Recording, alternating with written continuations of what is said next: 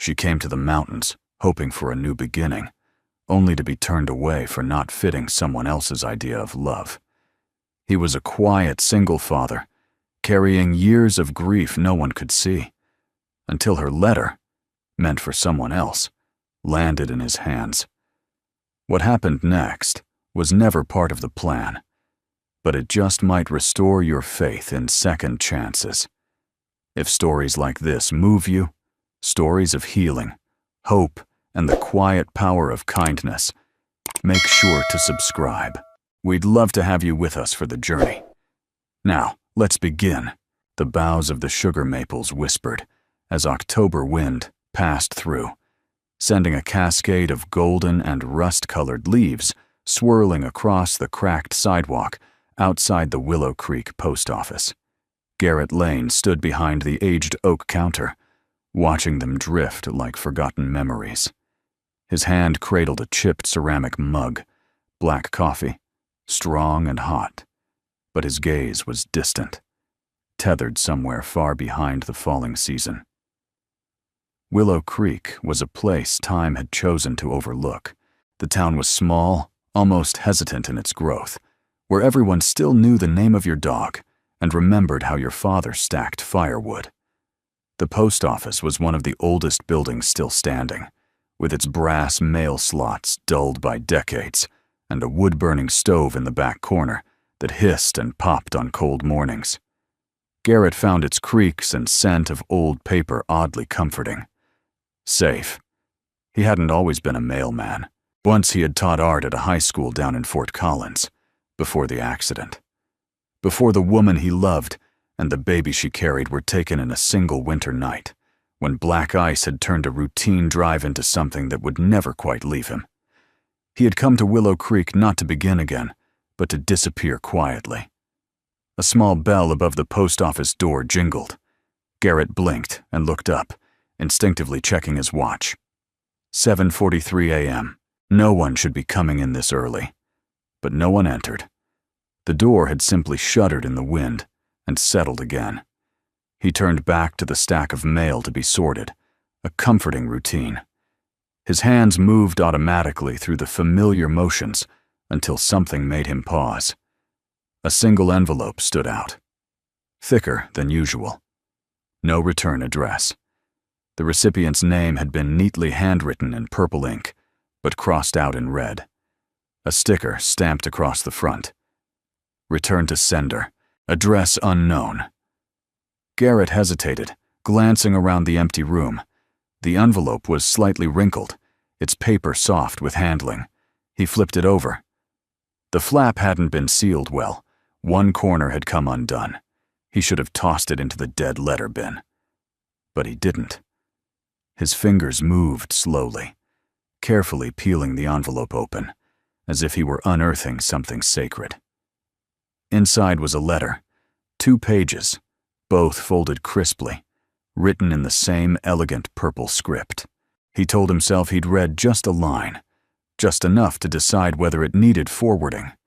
But the first sentence caught him like a hook. I never meant to be someone you pitied. I only wanted to be someone you chose. Garrett sat down, the stool beneath him creaking. His eyes moved down the page, line after line, bleeding with tenderness and sorrow. When I arrived, I wore the dress I'd bought with Hope. I had curled my hair in a diner restroom mirror, hands shaking. I waited with every ounce of belief I had left. You looked me over once and decided I wasn't what you'd imagined. He exhaled slowly.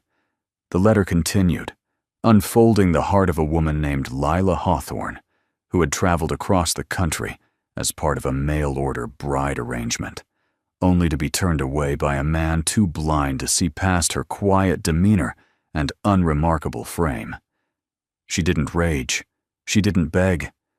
She simply poured out her thoughts in ink and dignity. I'm not angry, but I think you should know what it means to offer yourself entirely and be dismissed without a second thought. Still, I hope someone reads this, even if it's not you. Maybe, one day, it will find its way to the person it was truly meant for. Garrett stared at the final line, His chest ached with something that felt unfamiliar at first. Then he recognized it. Longing. It had been years since someone had spoken, truly spoken, to his heart, even in words that weren't meant for him. The silence in the post office deepened. Outside, the leaves drifted down like letters from the past. He folded the pages back, gently, as though they might crumble from too much pressure. For a long moment, he didn't move. Then, as if waking from a trance, he placed the letter into his coat pocket, away from the return pile. It didn't belong there. That evening, after picking up his 10-year-old son, Owen, from his therapy session, one that yielded no words, only cautious eye contact and the occasional nod, Garrett couldn't shake the feeling that Lila Hawthorne was still with him somehow. Not in person, but in presence. Her words stayed. He found himself rereading the letter at his kitchen table, his son nearby scribbling quietly in his drawing pad. The fireplace crackled. Outside, the wind carried whispers through the trees. Inside, something in Garrett stirred. Something gentle and painful, like a scar beginning to feel again. Maybe one day, it will find its way to the person it was truly meant for. He looked across the table at his son, then down at the words. Maybe it already had. The next morning arrived not with the usual hush of Willow Creek, but with a restless breeze that rustled the amber leaves like 1,000 whispers outside Garrett Lane's window. He stood in the kitchen, nursing his coffee, eyes fixed on Owen's cereal bowl across the table, untouched as always. The boy was in the living room, silently lining up his colored pencils by length and shade, a ritual as precise as it was quiet. Garrett's mind wasn't entirely present. It was still wrapped around the letter tucked inside the drawer of his desk at the post office. Lila Hawthorne. He had reread it again last night after Owen fell asleep. Not because he needed to, he had nearly memorized it, but because there was a feeling stitched between her lines that he couldn't shake, a gentleness fighting to survive disappointment. He thought of her curling her hair in a diner bathroom, heart pounding with hope. The image lingered like a photograph taken in soft light, painful and oddly beautiful. The bell above the post office door jingled just as Garrett was flipping the open sign to face the street. He blinked, startled. It wasn't a regular. He would have known. A woman stood at the threshold, bundled in a muted green trench coat cinched tightly at the waist. Her auburn hair, slightly windblown, curled around her cheeks. She held a manila envelope in one hand, and her fingers trembled just enough to be noticeable. "Good morning," Garrett said, stepping behind the counter. "Can I help you?" The woman's voice was soft but steady. "I'm looking for a letter. I sent it a week ago, but I think it might have come back. The address was rejected." He tilted his head slightly, already knowing. "What was the name on the envelope?" She gave a small, almost apologetic smile. "I didn't include one. Not really. Just to the man I thought would choose me." She cleared her throat. "It was more of a goodbye, I suppose. I didn't expect anyone to read it." Garrett nodded slowly. The breeze outside intensified, tossing leaves and spirals against the window panes. A strange feeling pressed against his ribs, like standing in the moment between a breath and a confession. "I have it," he said. She blinked. "You do?" "It ended up here, returned." He hesitated, then added quietly, "I read it. I'm sorry. I know I shouldn't have. But it felt like it wasn't meant to be lost." The woman studied him for a moment. Then she smiled, not out of politeness, but something more genuine, almost grateful. "I hoped someone would," she said. "Just not him." He offered her a seat near the window while he retrieved the letter from the back. She didn't seem eager to leave, and he found he didn't want her to.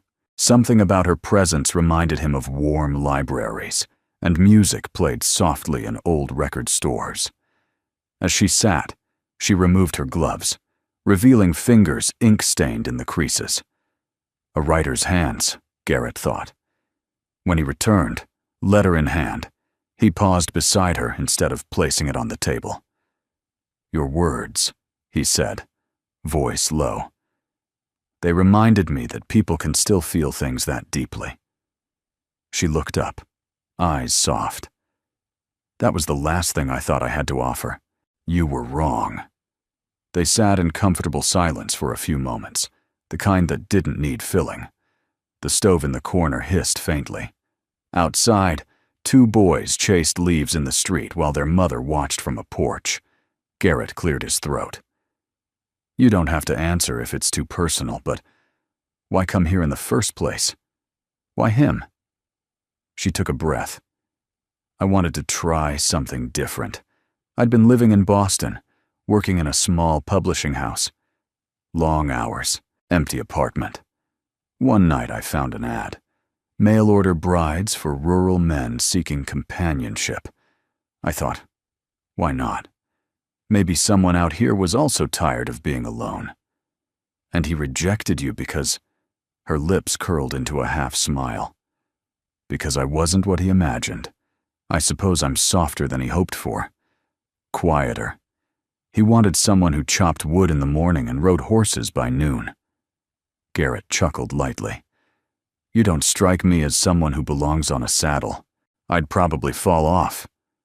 Their laughter mingled gently, like the breeze catching wind chimes. She stood, brushing her coat into place. "Well, I should be going. I'm catching a bus in a few hours." "Back to Boston?" She hesitated. "Maybe. I'm not sure yet.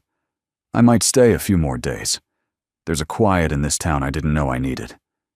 He reached into his coat pocket and pulled out a small slip of paper. On it, he'd scribbled the name of a nearby bed and breakfast. "Tell May I sent you.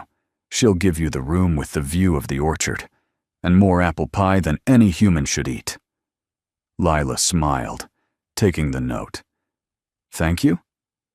"Garrett," he said. "Lila," she replied, even though they both already knew. As she turned to leave, Garrett found himself saying, "I hope you find what you're looking for." She paused at the door, the autumn light outlining her frame in gold. "Maybe I already found someone who read me more than anyone else ever did." The bell jingled again as she stepped out. A swirl of leaves followed her before the door clicked softly shut. Garrett stood there for a long moment, heart strangely full. The letter had found its recipient. Lila wasn't in a rush the next morning, though she'd told herself she wouldn't stay long. She'd slept surprisingly well at May's bed and breakfast. The room smelled faintly of cedarwood and old books, and the quilt was heavy in the way that quieted thoughts. Outside her window, the orchard shimmered under the golden morning light, and a lone deer had wandered across the field just after dawn. It had stopped and looked directly at her through the glass, like it recognized something, or maybe that was just her, hoping to be seen.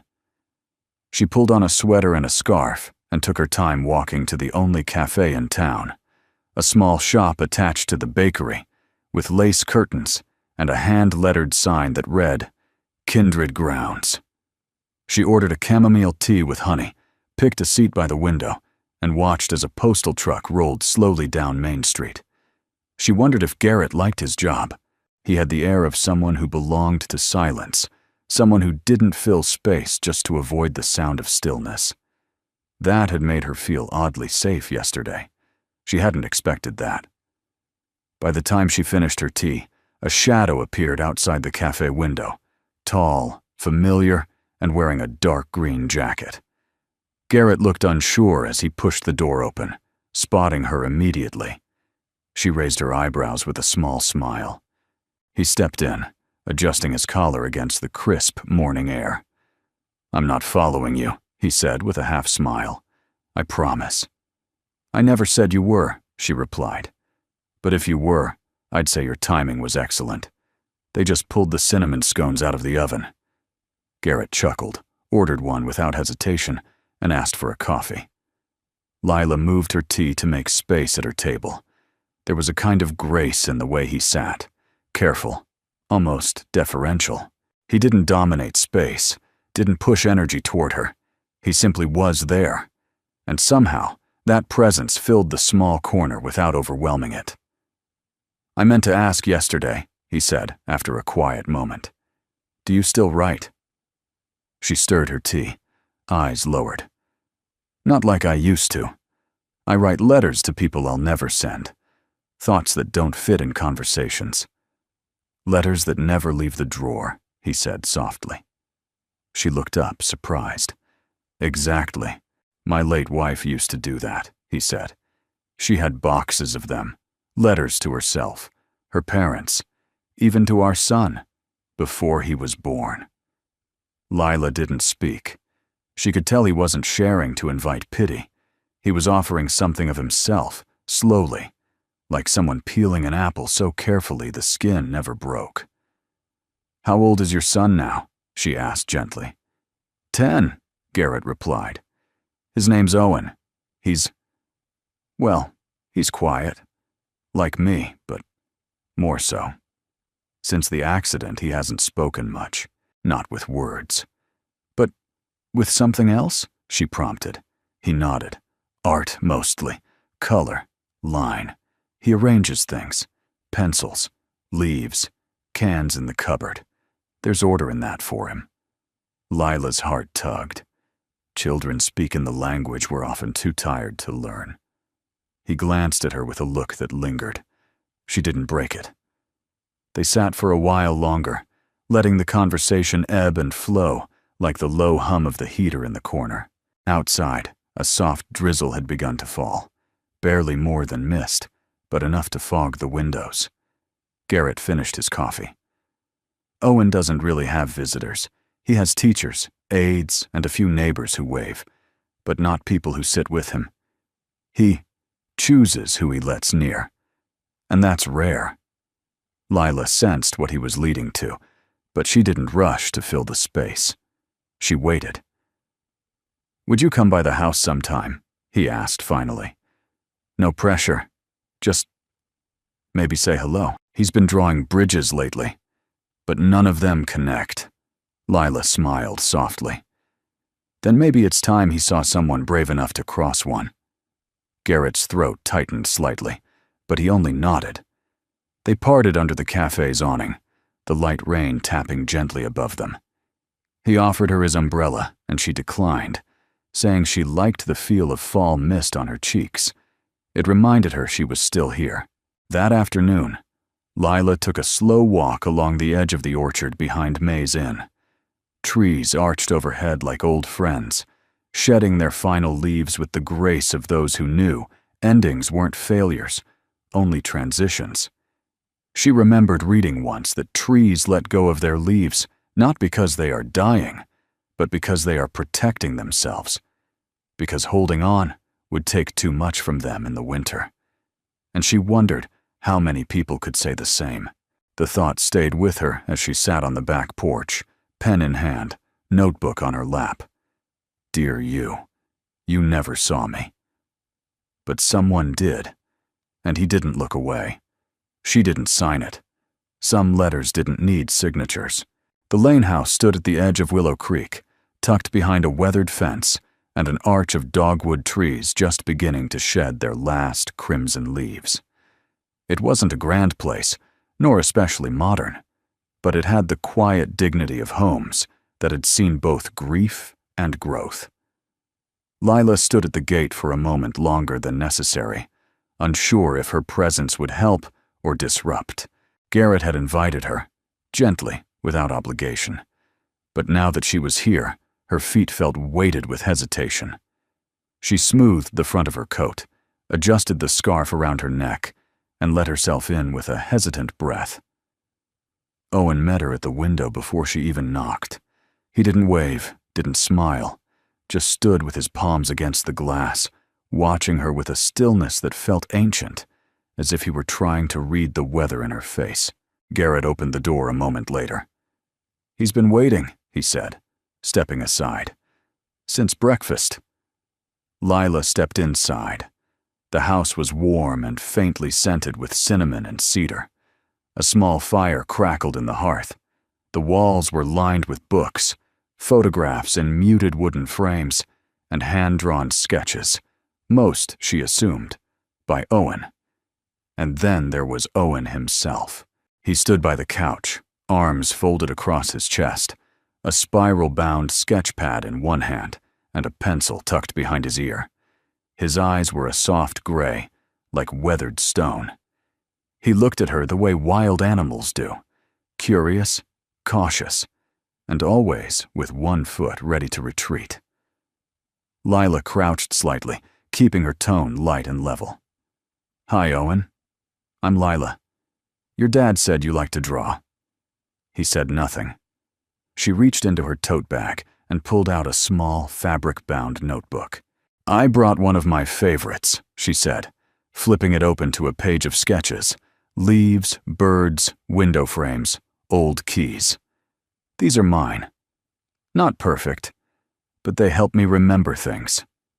Owen took a step closer. Garrett from the kitchen remained quiet, watching from a respectful distance as his son stood near the stranger in his living room and, after a moment of deliberation, handed her his sketch pad. Lila took it gently, flipping through. Page after page of finely drawn bridges, each one unique, some suspended over deep canyons, others crumbling at the edges. But not one had people on it, and none of the bridges connected fully. Each stopped short, as if afraid to reach. "They're beautiful," she said truthfully, "but they make me a little sad, like they want to go somewhere but don't know how." Owen didn't respond, but she saw the smallest shift in his posture. He understood. She looked up and added softly, "It's okay. I haven't finished building mine either." Garrett swallowed hard. It had been a long time since he'd seen Owen allow anyone into his world, let alone someone who didn't try to fix him, label him, or coax him into being different. Over the next hour, Lila stayed seated on the floor beside Owen as he sketched in silence. She didn't hover or praise too quickly. Instead, she drew in her notebook, occasionally glancing over with admiration, but never interrupting his rhythm. At one point, Owen stood and disappeared into his room, returning with a box of colored pencils. He set them between them, a quiet invitation. Garrett stepped into the room with 2 mugs of tea, placing one beside Lila. "He's never shared his pencils," he said under his breath. Lila smiled softly. "Then I won't take the gift lightly." As the late afternoon light mellowed into a deeper gold, Owen picked up a green pencil and handed it to her. Then, using a blue one, he began to draw a tree on the far end of one of his bridges. It was the first natural element she had seen in his sketches, something rooted, something alive. She leaned over and added a small figure beneath the tree. A girl, sitting with her back to the bridge, looking out over the water below. Owen watched her for a long moment. Then he picked up a second figure, this one standing on the bridge, walking toward the girl. Garrett had to step away. The emotion caught in his throat was too sudden, too unexpected. Later, as Lila was getting ready to leave, Owen approached her with a folded sheet of paper. He didn't speak, just pressed it into her hand and stepped back. She opened it once she reached the porch. Inside was a simple drawing, 2 bridges, one broken, one whole, and 2 small figures standing in the middle, facing each other. No words, just a signature in the corner. Owen. The wind had picked up, sending leaves into swirls across the gravel road. Lila wrapped her coat tighter around herself as she walked back toward May's Inn. She didn't know yet what she was doing here, or why Garrett and Owen seemed to pull at something so tender inside her. But she knew this much. Something had shifted. The letter that once only poured out loss was now opening a path she hadn't dared imagine. She reached into her coat pocket, pulled out the small notebook, and scribbled in the margin of her last entry. "Today, I met a boy who hasn't spoken in months, but I heard him clearly. The library in Willow Creek wasn't much more than a large room above the town hall, with creaking wooden floors and books that still smelled of ink and dust. But for Lila, it felt like home. That morning, May had mentioned they were seeking volunteers to help reorganize the children's reading section. Lila had offered instinctively, not because she wanted something to do, but because lately she'd begun to feel the strange stirrings of belonging, and she wasn't sure how much longer she could pretend she didn't want to stay. She arrived early, wrapped in a pale gray cardigan and wool skirt, her hands tingling with the familiar excitement of rearranging stories. The librarian, a kind older man with thick glasses and a voice that hummed like an old cello, handed her a stack of battered books and pointed toward a corner where a crooked shelf begged for order. Lila knelt to work, her fingers brushing along faded spines. Charlotte's Web, The Boxcar Children, Sarah, Plain and Tall. Titles that had once meant safety in her childhood. She smiled, settling into the silence. An hour later, she heard soft footsteps. She turned her head and found Owen standing a few feet away, a small paper bag in one hand and his sketch pad tucked under his arm. He didn't say anything. He didn't need to. Lila stood slowly. "Hi," she said. "Did you come to help me alphabetize chaos?" Owen shrugged but walked closer. He handed her the bag, and she opened it carefully. Inside were 2 oatmeal raisin cookies and a folded note. It read, "These are from Dad, but I picked them." Lila smiled. "Tell your dad he has excellent taste in messengers." Owen sat down beside her, pulling out his sketch pad. Without a word, he began drawing. This time a bench under a tree and an open book on the seat, pages fluttering in invisible wind. Lila added to the picture, sketching a scarf draped over the backrest. When they finished, he passed her a pencil and turned to a blank page. She looked at him. "Want to make something together?" Owen nodded. For the next hour, they passed the pad back and forth, one of them drawing a detail, the other adding to it. They created a small world, a bench, a tree, a stack of books, a mug of cocoa, a cat curled by the roots. In the final frame, 2 figures sat together, not holding hands, but leaning slightly toward one another, as if drawn by gravity more than choice. When Garrett arrived, Lila was seated on the window bench, reading aloud The Velveteen Rabbit, in a voice warm and slow. Owen sat beside her, not looking directly at her, but clearly listening. His pencil moved softly across the paper. Garrett lingered in the doorway, one hand in his coat pocket, the other holding a paper cup of tea he'd picked up just for her. She looked up and smiled. "Perfect timing. We're just getting to the part where the rabbit begins to feel real." Garrett walked over, handed her the cup. "I remember this story. My wife used to read it to Owen every winter." Lila gently closed the book. "It's one of those stories that never really leaves you." He nodded, eyes settling briefly on the drawing between her and Owen. "Looks like he finally let someone into the picture." "I'm honored," she said quietly. They stood there for a moment, the 3 of them enclosed in a rare hush that felt more full than empty. Then Garrett broke the stillness. "There's a place I go sometimes, when things feel too heavy. It's not far. A bench near the edge of the orchard, overlooking the creek. Want to take a walk?" Owen looked up at Lila, then at his dad. Lila met his gaze, tilted her head slightly. "You in?" The boy stood, slipped his sketch pad into his bag, and nodded once. The trail behind the inn curved gently through the trees, blanketed in golden leaves that crunched softly beneath their steps. Garrett led the way, Lila beside him, and Owen trailing just behind, occasionally pausing to collect acorns or inspect a bent branch. They reached the bench around mid-afternoon. It faced a slow-moving creek, its waters glinting amber in the fading light. Lila sat, tucking her scarf closer.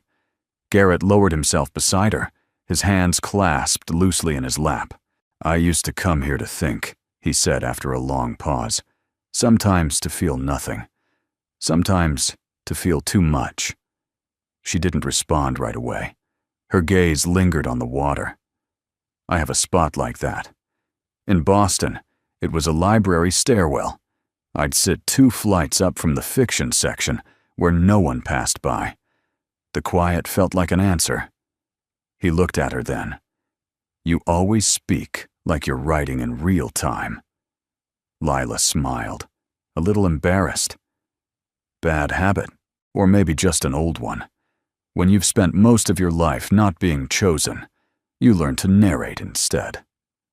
Garrett didn't rush to respond.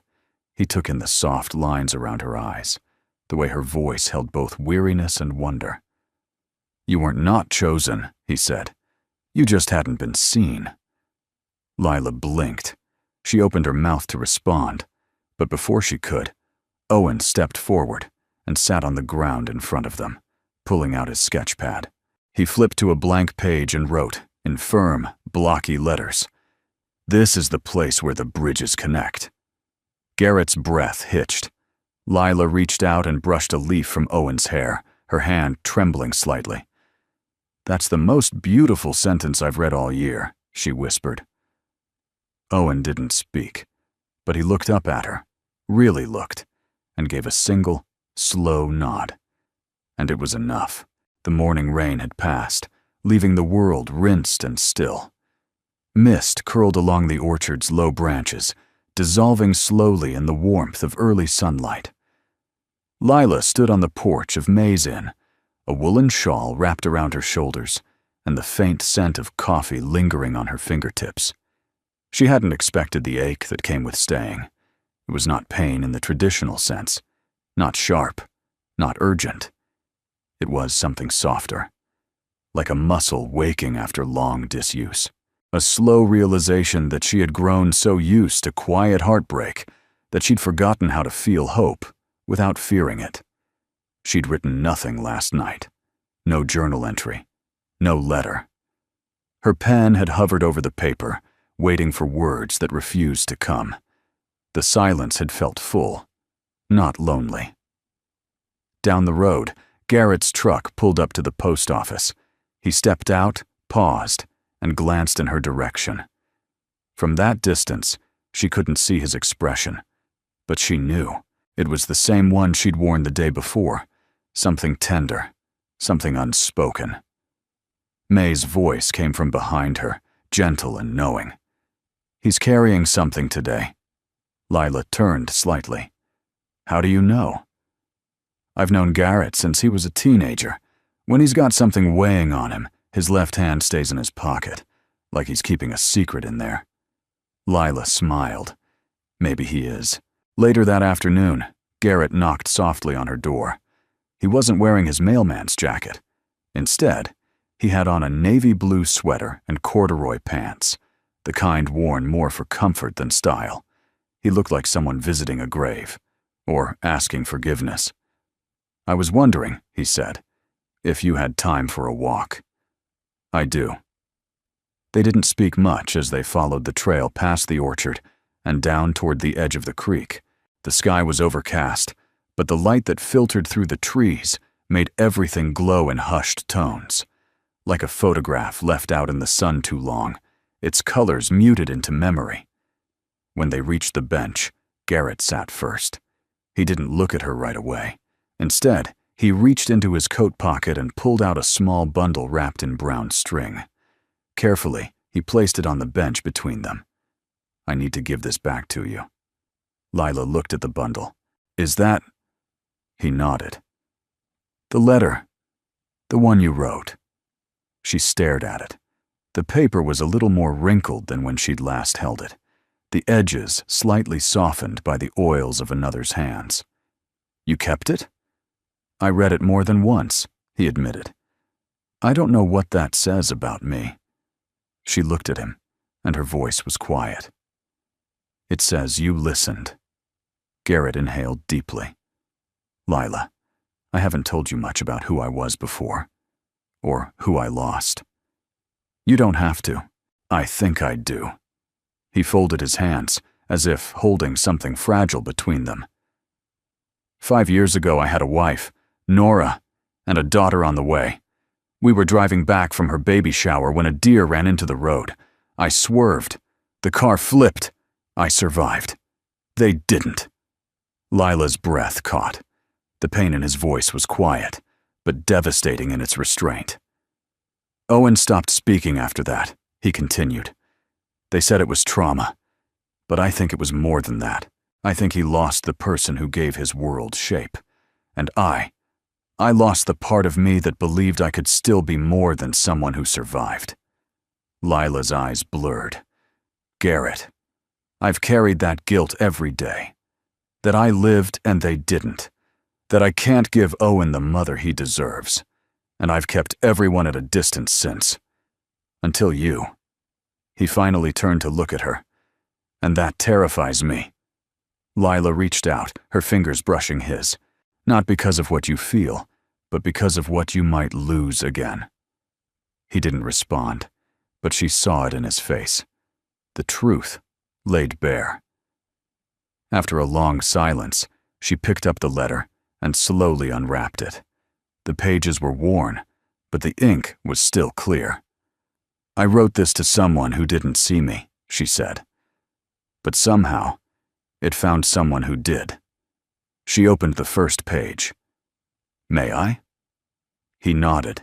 She began to read, her voice a little shaky, but steadying with each word. I never meant to be someone you pitied. I only wanted to be someone you chose. The wind stirred the trees overhead. A single leaf fluttered down and landed between them. I'm not angry.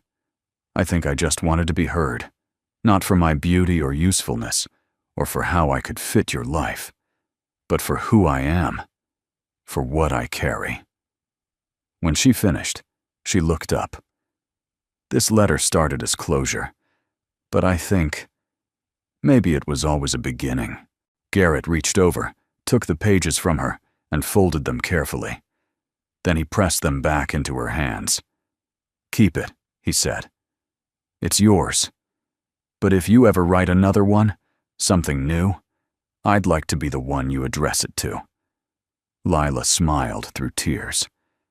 Even if I forget to seal the envelope. He leaned just slightly closer. I'll be waiting either way. They didn't kiss. That wasn't their rhythm. Not yet. But the silence that followed was no longer heavy with fear. It was full of breath, possibility, and something neither of them dared name. Hope. The first snow came earlier than expected.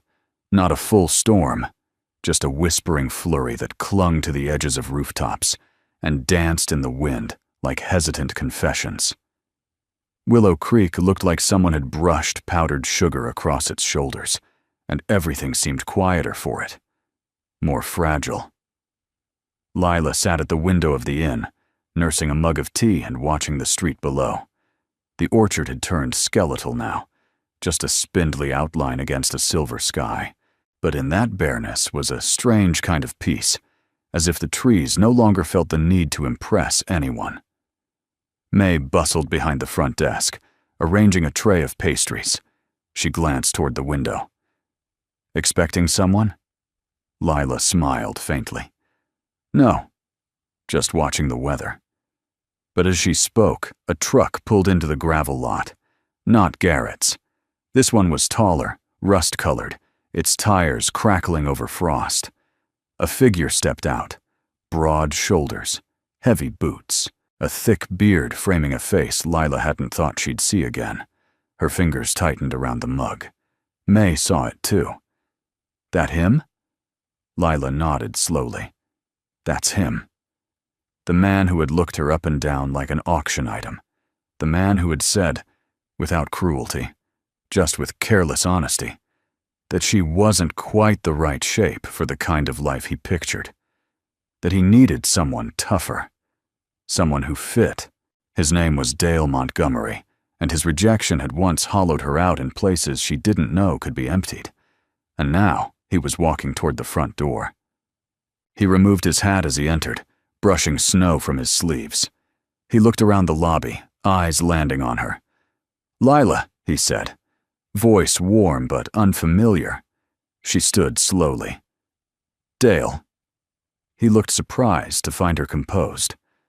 "I wasn't sure you were still here. I wasn't sure you'd ever return." Dale shifted his weight, as though unsure which version of himself to be. "I came back to apologize." Lila tilted her head. "For not choosing me?" "For how I said it." She nodded, slow and thoughtful. "That's better." There was a pause. He glanced at May, who had politely busied herself in the kitchen. "Could we talk, just for a moment?" Lila hesitated, then stepped out onto the porch. Dale followed, his boots creaking on the wood planks. "I thought about you after you left," he said. "Didn't realize until too late that maybe I judged too quickly." She watched the snow gather on the railing. "You didn't just judge quickly. You judged narrowly." He winced slightly. "Fair." There was a time, maybe just weeks ago, when a part of her might have longed for this moment. Some validation, some correction of the injustice. But standing here now, with snowflakes melting on her scarf and the memory of Garrett's quiet eyes still fresh, she felt no hunger for Dale's words. "I'm seeing someone," she said gently. "Well, not officially, but I'm building something.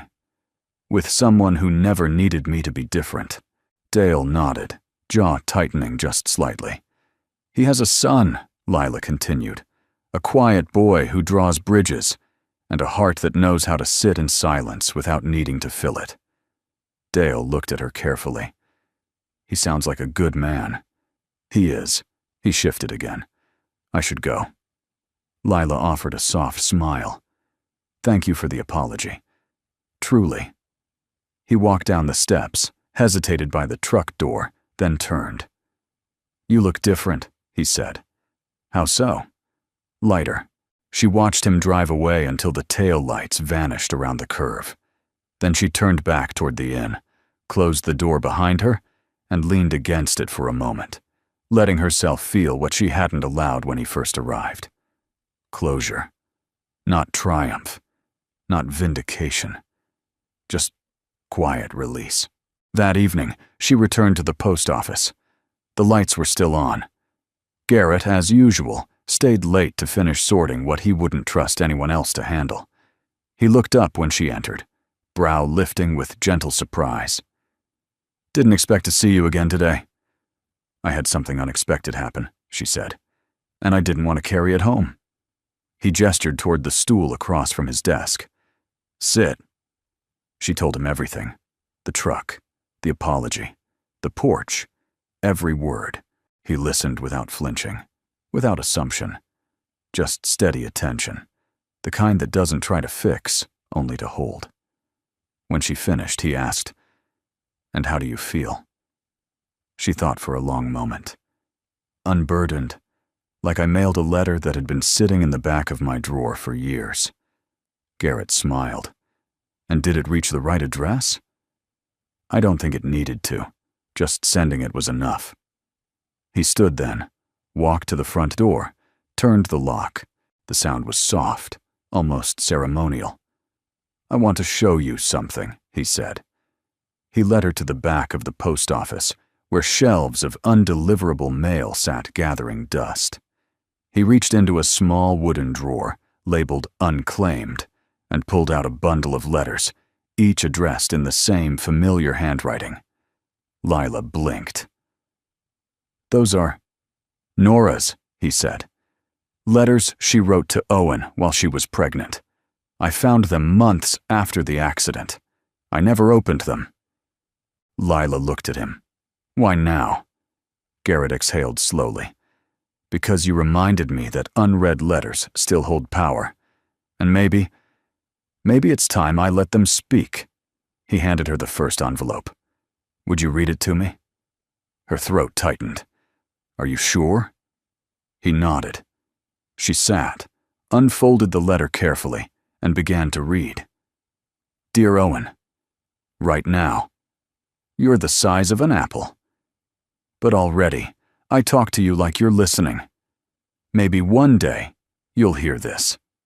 Maybe not, but I want you to know, before the world gets loud, that you are loved. You are enough, and you don't have to become anything more to earn that. Garrett closed his eyes. A tear slipped down his cheek, but he made no move to wipe it away. The room was silent, save for Lila's voice and the ticking of the old clock on the wall. Some letters, it turns out, wait for the right voice to read them. And some people wait for the right person to listen. The first time Lila visited the attic above Garrett's garage, she was struck not by the dust, but by the stillness. It was the kind of silence that had nothing to prove, thick, weighty, but not unkind. Stacks of boxes lined the walls, labeled in Garrett's unmistakable hand. Winter clothes, camping gear, Nora's things, baby items. The last one made Lila's breath catch. She followed Garrett as he carried a small metal tin toward the center of the room and gently laid it on a faded quilt. It was the same tin she'd seen him retrieve from the post office drawer, the one filled with Nora's letters. She wrote every week, he said softly, sometimes more. She said it helped her feel connected to the baby, to the future. Lila sat beside him. They didn't speak for a while. The dust motes danced slowly through a shaft of golden afternoon light. Below them, Owen was playing in the backyard with May's dog, who'd adopted him like a long-lost brother. You never opened them? She finally asked. I was afraid, Garrett admitted, that reading them would tear something open, that I'd sink into a place I couldn't climb out of. And now? He looked at her, eyes clear, not entirely unbroken, but willing. Now I think maybe I was wrong. Maybe it's not about avoiding pain. Maybe it's about letting it move through you without letting it define you. Lila nodded slowly. Grief isn't a wound that disappears. It becomes part of the body. You just learn how to carry it differently. He passed her the first letter. She unfolded the crisp paper with reverence. Dear Owen, your dad fixed the squeaky stair today. You won't know what a miracle that is until you grow up and realize how stubborn he is. I think he's starting to believe you're real. I can see it in the way he rests his hand on my belly at night. Quiet, unsure, hopeful. It's beautiful. I hope you grow into a man like him, soft where it counts, strong where it matters. Lila's voice trembled by the end, and she paused to wipe her cheek. Garrett's eyes were full but calm. The silence between them wasn't heavy now. It felt sacred. They read 2 more letters before the sun dipped lower behind the orchard. Each one was filled with tiny details of ordinary days that, in retrospect, felt extraordinary. Laughter over spilled orange juice, a half-finished nursery wall, a new lullaby hummed into a round belly full of hope. She never knew she wouldn't get to meet him, Garrett said quietly. No mother ever imagines she won't, Lila replied. He exhaled. I think he needs to hear them. Owen? Garrett nodded. Not all at once, not yet. But someday. When he's ready. When I'm ready.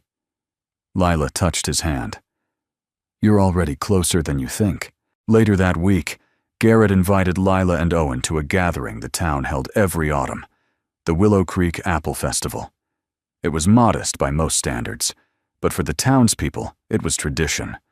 There were hayrides, apple pie contests, and a gazebo strung with lights where local musicians played folk tunes on borrowed guitars and tired fiddles. Owen was hesitant at first, keeping close to Lila's side as they wove through the crowd, but she handed him a small, disposable camera and whispered, "Capture anything that feels beautiful." That gave him purpose. He clicked pictures of trees with yellowed leaves, an old man carving wood, 2 children laughing in the grass, and eventually, quietly, one of Lila, as she smiled at Garrett across the cider booth. Garrett noticed the flash, but said nothing, only offered Lila a fresh mug of cider, his fingers brushing hers as she took it. "I haven't seen him this open in years," Garrett said softly. "He's watching the world again," she replied. "You gave him the space. I just nudged a few doors." "No," Garrett said, eyes never leaving hers. "You walked through them first."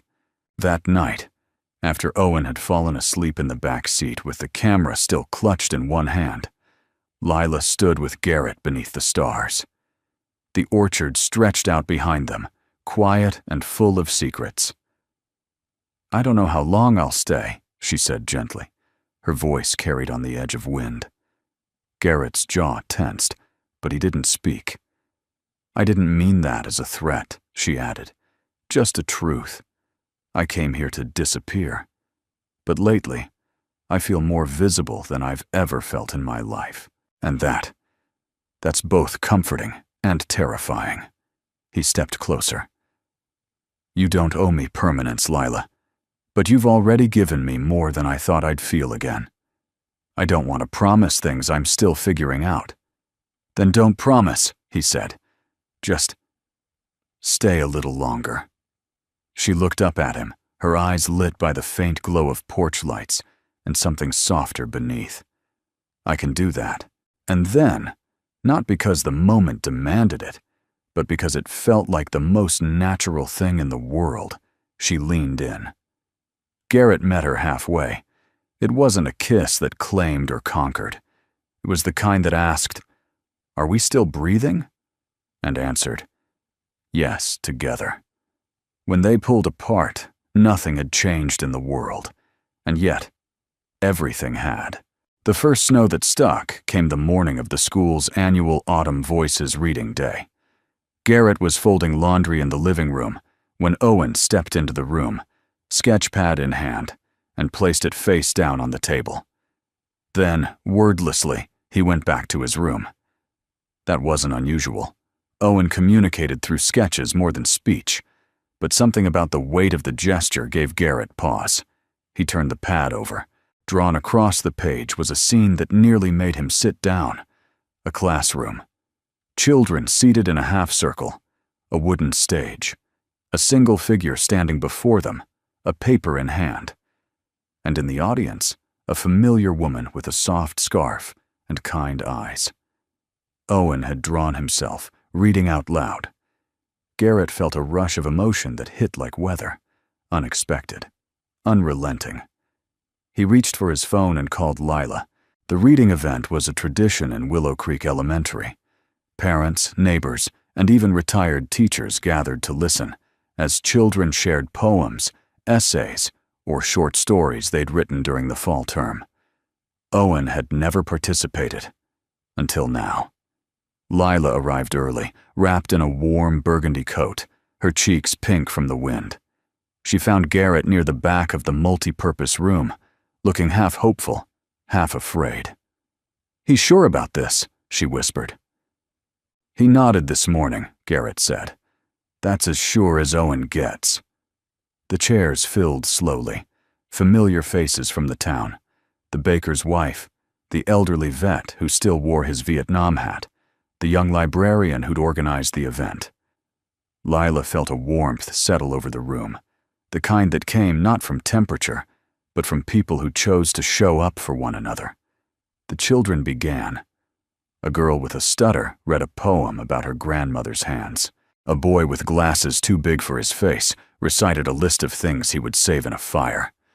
Laughter rippled through the room more than once. Applause came without hesitation. Then it was Owen's turn.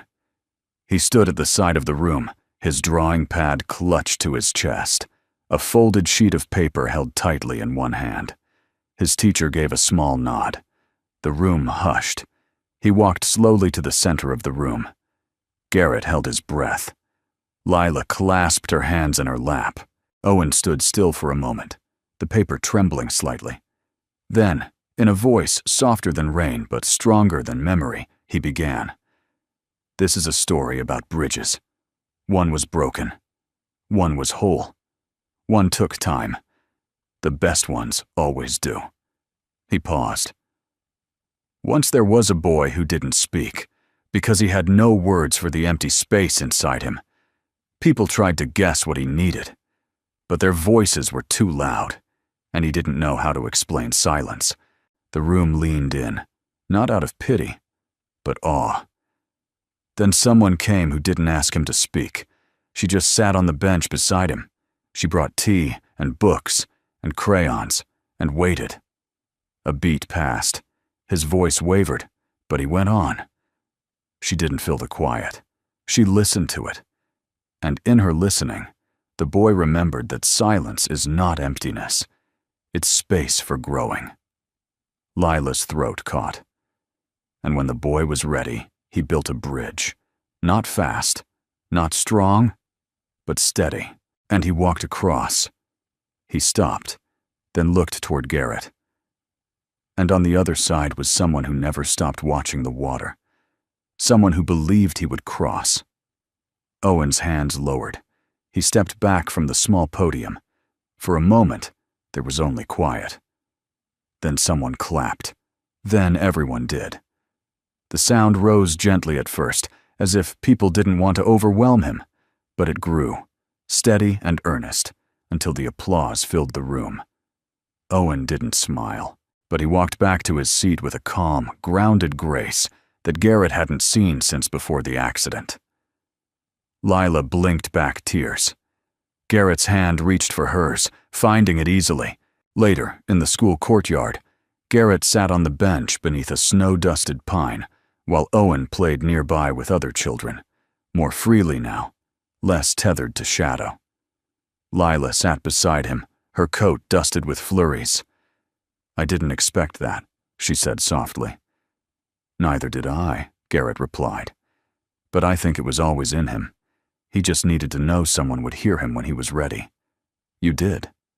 Garrett shook his head gently. "You did?" Lila rested her head on his shoulder. "He built a bridge, for real." "And you walked across," Garrett murmured. "So did I." They sat in silence for a while, not the kind they'd once used to avoid grief, but the kind that made space for healing. Above them, snow began to fall again, soft, unhurried, like a world sighing into peace. That evening, Owen placed the drawing of the classroom on the refrigerator. He didn't say anything, just pressed the magnet firmly into place and stood back to admire it. Garrett watched him from the hallway. When Owen turned around, he opened his mouth as if to speak, but then simply walked over and wrapped his arms around his father's waist. A full, deliberate hug. Garrett knelt, pulling him in close.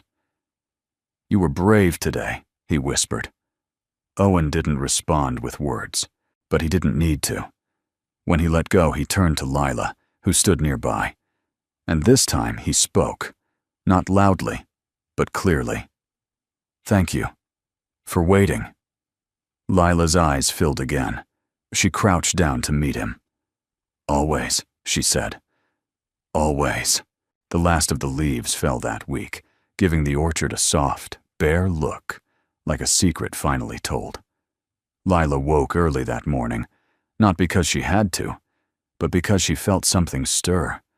Not outside, inside, as though some small, tender thread had tugged her from sleep with gentle insistence. She dressed slowly, layered wool and flannel, pulled on her softest scarf, and stepped into the crisp morning air. A note had been slipped under her door. "Follow the path behind the orchard. No rush. Just come as you are." There was no signature, but there didn't need to be. She knew the handwriting. Strong, slightly slanted, deeply familiar. May, pretending not to notice, handed her a thermos of tea as she passed through the kitchen. "You might want this," she said with a wink. "Today looks like the kind of day people remember." Lila smiled, cheeks pink from both wind and something warmer. She followed the trail past the line of dogwood trees, their red berries stark against the gray branches. The air smelled of damp leaves and distant wood smoke. She reached the bend in the path where the trees opened onto the overlook, the place Garrett had once described as his shelter, the bench above the creek where he'd learned to sit with his sorrow. And then she stopped. The earth beneath the trees had been carefully swept. In its place, someone had arranged hundreds, perhaps thousands, of leaves, not randomly, deliberately. They formed a path, spiraling inward from the trail's edge toward the bench, every step lined in gold, amber, and burgundy. And at the center, beneath the bare limbs of the tallest maple, lay the words, "Will you stay?" She stared, unmoving. The leaves shifted lightly in the breeze, rustling like voices that only spoke in kindness. A moment later, Garrett stepped out from behind the maple tree. He didn't speak right away. He didn't need to.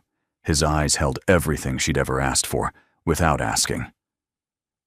"I thought about writing it in a letter," he said, voice low. "But I think you've read enough of mine by now."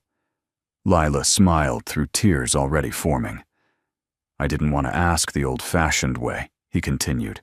"Rings, knees, staged speeches. None of that's us. What I want, it's not ceremony. It's presence."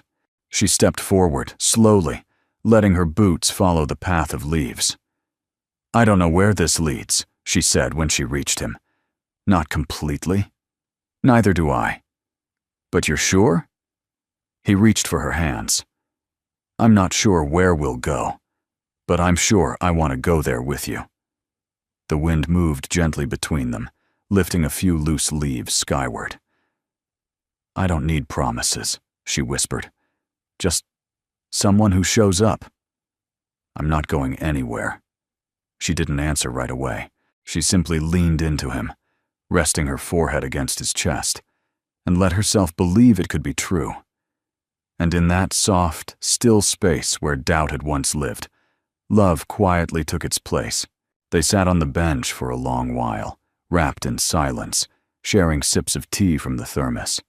The creek below murmured softly, and the trees above whispered things only they could hear. Eventually, they rose. Garrett reached into his coat and pulled out a small cloth bundle. "Owen wanted you to have this," he said. Inside was a drawing, 2 bridges, one made of stone, the other of braided vines and wood, both meeting at a center point, where 3 small figures stood. At the top, in Owen's careful block print, "Sometimes you have to draw your own way home." Lila held the picture to her chest. "I think," she said softly, "this is the first time I feel like I'm exactly where I'm meant to be." Garrett reached for her hand. "Me too." That evening, the 3 of them shared dinner at Garrett's house. Something simple. Roasted vegetables, warm bread, and a soup Lila insisted needed more salt, even though she kept smiling after every spoonful. Owen was more animated than usual. He'd built a tiny sculpture from twigs and twine and presented it to Lila without fanfare, just a quiet placement at her seat. It resembled a bridge, but this one was curved, like an embrace. She thanked him with a gentle touch to his shoulder. After dinner, they sat by the fire. Garrett put on an old record that crackled softly through the speakers. Owen curled in the armchair with his sketch pad, and Lila leaned into Garrett's side on the couch. "Do you think," she asked quietly, "we're allowed to be this happy?" Garrett looked at her for a long moment. "I don't think happiness is something you earn. I think it's something you allow." She nodded, the thought settling into her like warmth. Outside, the first true snowfall of winter began. Inside, no one spoke for a while, but everything that needed to be said had already found its way into the room. Winter settled into Willow Creek, like a soft hush after a long conversation. The orchard lay blanketed under fresh snow, the trees stripped bare, but not barren, resting, waiting for spring. Life moved slower in December. People spoke more quietly. Footsteps softened in the snow. Time itself seemed to pause and breathe. Inside the post office, a small pine tree stood by the window, decorated with hand-folded paper stars, dried oranges, and Owen's sketches turned into ornaments. Lila had written the word "Hope" in cursive on a scrap of old music sheet and hung it near the top. Garrett had said nothing when he saw it, but later she'd found him standing in front of it, unmoving, for a very long time. Owen was preparing something. He wouldn't say what. He'd simply announced he was working on a surprise and claimed the kitchen table for 3 days straight. Lila wasn't allowed to peek. Garrett wasn't either. On Christmas Eve, the three of them walked to the library, where the town hosted its annual Letters to the New Year gathering. It was a modest tradition that meant a great deal to the people of Willow Creek. Write a letter to the year ahead, seal it in an envelope, and tuck it into a cedar box. The librarian would guard it, unopened, until the following December. The building glowed with candlelight and smelled of cinnamon and pine. Lila watched as neighbors scribbled quietly, folded their letters, and dropped them into the slot. Some smiled, some cried, some just stood, holding their envelopes to their chests like small, fragile truths. Garrett handed her a blank sheet and a pen. "Only if you want," he said. She hesitated, then smiled. She wanted. "Dear 2025. This time last year, I felt invisible, not unloved, just unseen, like someone had turned the volume of my life all the way down. Then I met a boy who didn't speak, and a man who barely did. And somehow, they heard me better than anyone ever had. I don't know what this next year holds, but I know this. I will no longer shrink to fit someone else's idea of love. I will stay soft. I will stay open. And when I doubt the path, I'll remember the boy who drew bridges and the man who waited patiently on the other side. With hope, Lila." She sealed the envelope with care and tucked it into the box. Back at home, Owen finally revealed his surprise. It wasn't a gift in the usual sense. No ribbon, no wrapping paper. Just a carefully constructed book, bound with twine and filled with sketches, taped letters, and short handwritten notes. He called it "Things I Never Said, but Felt Anyway." One page had a drawing of Lila on the porch with a mug of tea, labeled "Home." Another showed Garrett fixing a broken chair, while Owen watched, captioned "Safe." A third, one that made Lila bite her lip to keep from crying, showed 3 stick figures on a bench under a tree, with a small speech bubble above each one. Hers said, "Here." Garrett's said, "Always," and Owen's simply read, "Finally." Garrett read the pages slowly, reverently. When he finished, he pulled Owen into his arms and held him for a long time. Lila joined them, wrapping her arms around them both. They didn't need music, or words, or fireworks to mark the end of the year. They had each other. And that was enough. A week later, Garrett stood at the front of the small room that had once been the old post office sorting area. He had cleaned it out, painted the walls a warm oatmeal color, and added 2 armchairs, a fireplace, and shelves that now brimmed with books, donated, rescued, or passed down. Above the door was a new hand-painted sign. "The Quiet Room, a place for letters and listening." It was Lila's idea, a space where people could come write letters they might never send, or read words they'd forgotten they needed to hear. A place where nothing was asked of you except to be honest. Garrett called it therapy without chairs and titles. Lila called it grace on paper. On opening day, the townspeople trickled in, curious, cautious, then quietly grateful. Some left notes on the bulletin board. "To the son I never met, I still think of you every day. To my younger self, you were braver than you knew. To the neighbor I never thanked, you saved me without knowing it." One morning, Lila found a folded envelope tucked into the drop box with her name on it. She opened it slowly. "Dear Lila, You made this town feel like a story worth reading again. Thank you for staying." She smiled, held the paper to her chest, and stood by the window while snow fell softly beyond the glass. In the spring, Owen's drawing of the bridges won second place in a statewide art contest. When the judges asked him what inspired it, he didn't say much. He just pointed to Lila and said, "She waited." That summer, they planted a maple tree behind the house. Garrett dug the hole, Owen dropped in the roots, and Lila read aloud a poem she'd written just for the occasion. They named the tree Second Chances. By autumn, the leaves turned golden, 1 year later. The librarian opened the cedar box. One by one, people retrieved their letters from the past. Some laughed at their words, some cried. Some burned them without reading, grateful just to have written them at all. Lila unfolded hers and reread every line. She smiled. Outside, Garrett and Owen waited for her on the library steps. The boy held a small sketchbook. The man held a thermos of tea. And the wind moved gently around them, like a promise kept. As she walked out, Garrett asked, "Did it say what you needed it to say?" "No," Lila said, tucking the letter into her coat. "It said what I needed to hear." Garrett leaned closer, kissed her temple, and whispered, "Let's go home." And she did. We'd love to know, where in the world are you watching from? Whether you're wrapped in a blanket by the fire or sipping tea in the warmth of your kitchen, take a moment to share your corner of the world with us in the comments. It means more than you know. And if stories like this speak to your heart, gentle stories of love, hope, and the quiet miracles of everyday kindness, feel free to subscribe. There's always room for you here.